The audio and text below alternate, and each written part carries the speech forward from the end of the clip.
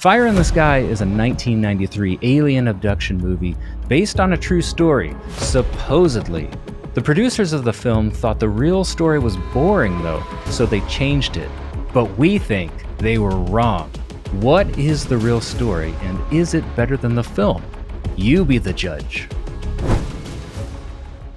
Fire in the Sky came out in 1993, as Nathan said. The movie starts off with four men driving through a forest erratically, just looks like they're running away from something.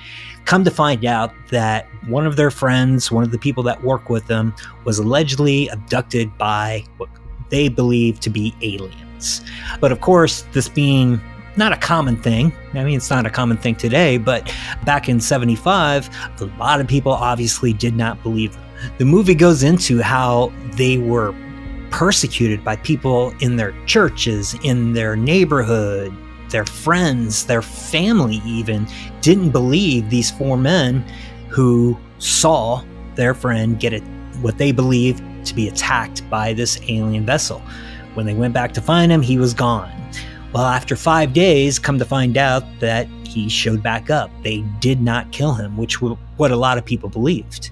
And when they found him, he claimed that he was abducted by aliens. And in the movie, it portrays that he was kind of researched on. They were poking and prodding and doing all kinds of weird things that looked like they were painful.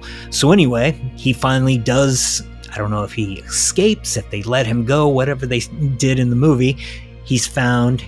And basically the movie ends with them saying, well, I made it out all right, but still a lot of people didn't believe them. Come to find out in the movie that they all took lie detector tests.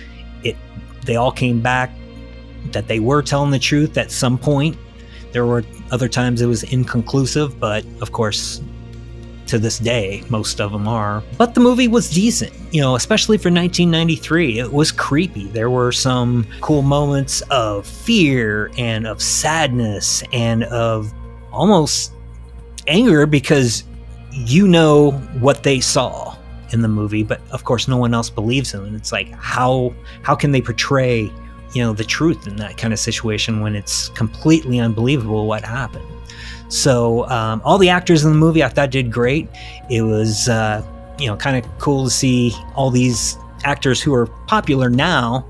Someone like D.B. Sweeney or Peter Berg, or especially Robert Patrick, because ever since T2, he's been the bad guy or the tough military guy or, everything like that. To see him vulnerable and crying and scared, you never see him act like that now. It was nice to see him show his acting talents because I've never seen him in that light, which was cool. Like I said, the movie was good. However, over 30 years later, you see how the movie was completely different than the story. And that's something that really bugs me with Hollywood. You take true stories, but they try to make them creepy, or they try to make them more action-packed, or they just try to make them more exciting. Like they said, they thought the story was boring, so they changed it. In reality, little things like, when they ran away after Travis was hit with that light, all the guys got out of the truck and then Mike went back by himself. Well, in reality, they all went back. Nobody wanted to get out of the truck. They were all scared. So no idea why they changed that. To make it more suspenseful, maybe, I don't know.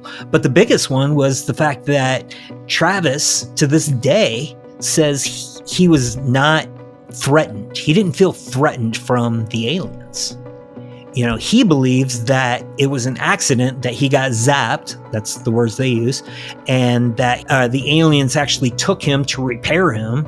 Apparently there were some other things that happened that were completely different, and we'll go more into that next time when we go live. But this is what bugs me with Hollywood and them doing based on true stories. They focus too much on being exciting and everything, and I understand that you need to make movies exciting. Obviously, no one's going to want to sit there during a boring movie, but there are talented people out there who know how to write and make a story that everyone is saying interesting.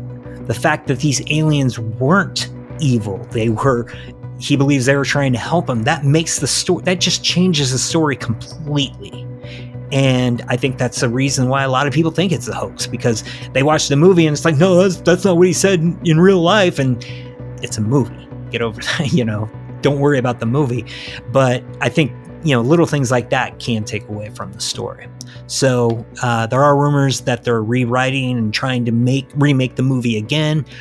If they do that, I hope they stick with the original story that the 6 men plus Travis portrayed, and not make up stuff about aliens who were poking people on eyes and stuff like that, because that was gross.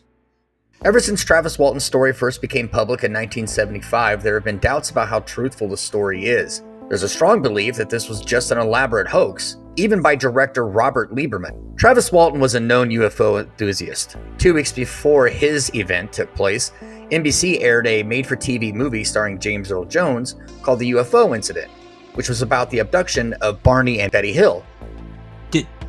Did you just say Benny Hill?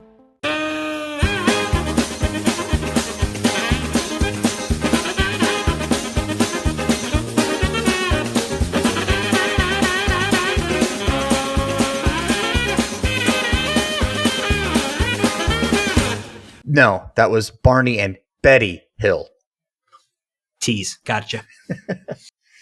The National Enquirer at the time was also offering a cash reward for proof of extraterrestrial life. Just days after returning, Walton received a $5,000 cash prize, and you can see an actual National Enquirer paper in the film.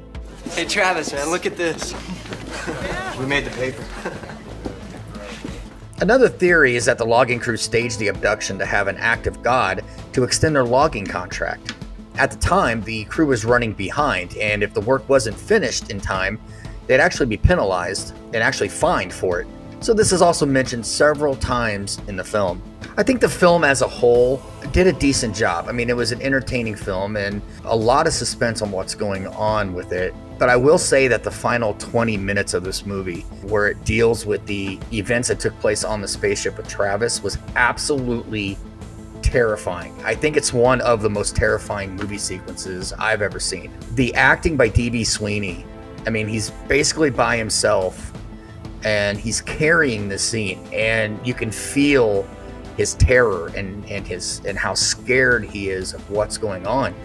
And the first time I saw this was when I was 14, and it stayed with me to this day. It's just that well done. They said that they had to change this because they found Walton's story too boring. I would like to see exactly what it is that he saw, and I don't know. I mean, I think it'd still be terrifying being on a dark ship with that happening. It's still got to be somewhat scary, I would think. But I don't know. I think the last 20 minutes is brilliant. While unfortunately the true story of this film is based on may not be so true after all, there is another reason to watch this film. Even if you're someone who is skeptical of alien abductions, the movie does faithfully portray what a person goes through when they sincerely believe something, but others don't believe them, particularly when it comes to the unexplainable. They go through loneliness, ostracism, shame, a destroyed reputation, and maybe nowadays a walking internet meme. Look no further than Mike's wife in the film, who doesn't believe him from the start. Her reaction in the film might actually be more fitting of the actual story than the story we see in this film, if Mike did indeed make this up to get out of a bad contract. But the film gives some interesting insight to what it might feel like to be a person wrongly accused, or to believe in the supernatural when the people around you don't.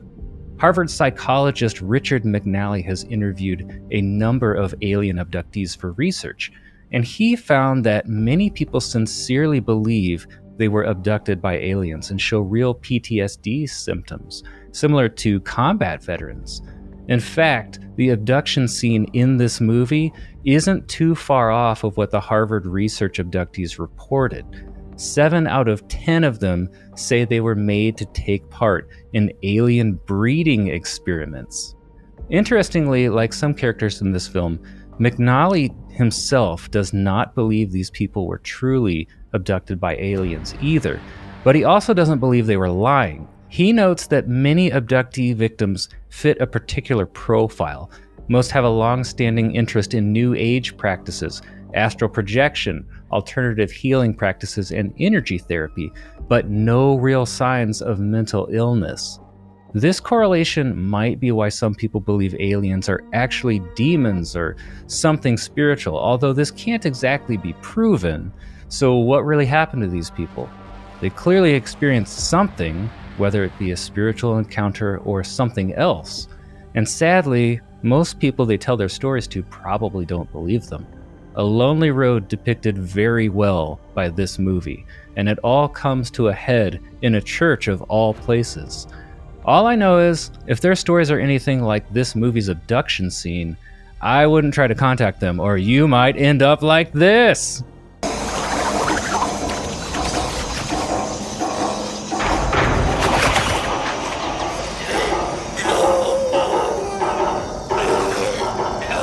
Talk about this film with us live on YouTube next Monday at 8:30 Central. If you can't get enough of the supernatural, how about a deep dive into the ghosts of Ghostbusters? Watch this video next. Which is about the abduction. Abduction. The taking of. All right, one more time.